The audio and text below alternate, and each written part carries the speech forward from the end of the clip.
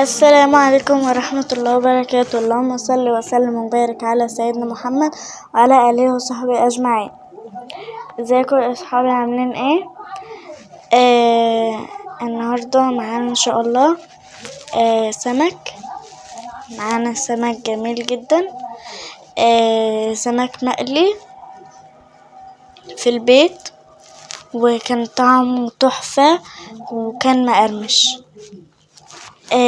اول حاجة معانا كده السمك الناجي كده اهو، كان طعمه تحفة. ده بقى بعد ما نضفته وكل حاجة وشلت الحاجة اللي جواه. ده بقى بعد ما تنضف والدم بقى الموجود وكل حاجة. دي بقى الخلطة السرية اللي احنا هنحطها في السمك بتاعنا.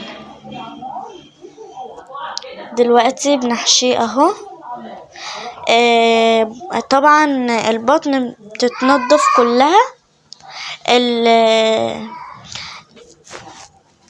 الخلطة السرية دي اللي انا عملتها فيها فلفل وفيها بصل وفيها كل حاجة، وفيها كمان البطاريخ بتاعة السمك. طبعا السمك ده لازم ننضفه كويس جدا من جوه ونشيل منه كل حاجة. بس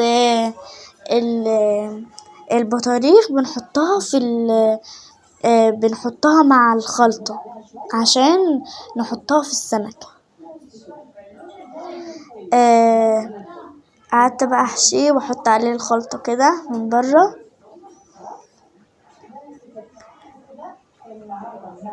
اهو. ده شكله بعد ما حطيت كله.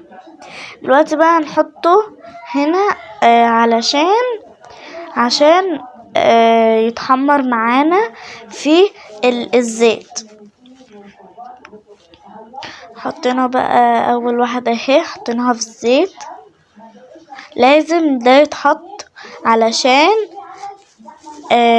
علشان تتحمر معانا وهتبقى مقرمشة جدا معاكم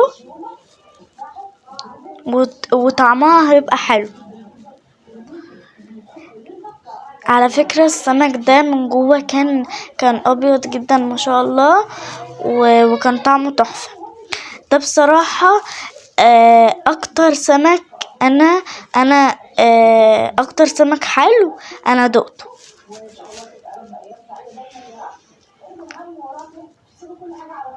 اول وش اتحمر اهو، وتاني وش برضو حمرناه. هنا بقى حطينا السمك في الوعاية دي اهو. شكله بصراحة تحفة.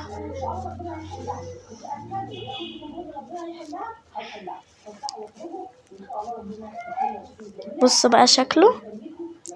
وهنا بقى حطينا عليه كزبرة، وده شكله. قولولي بقى في الكومنتات حلو ولا وحش.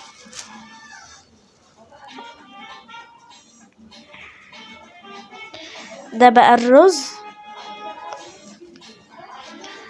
الرز اهو، حطينا برضو عليه كزبرة. ده رز احمر لازم يكون يتعامل مع السمك المقلي، لكن بقى الرز الابيض بيتعامل مع السمك المشوي. باي.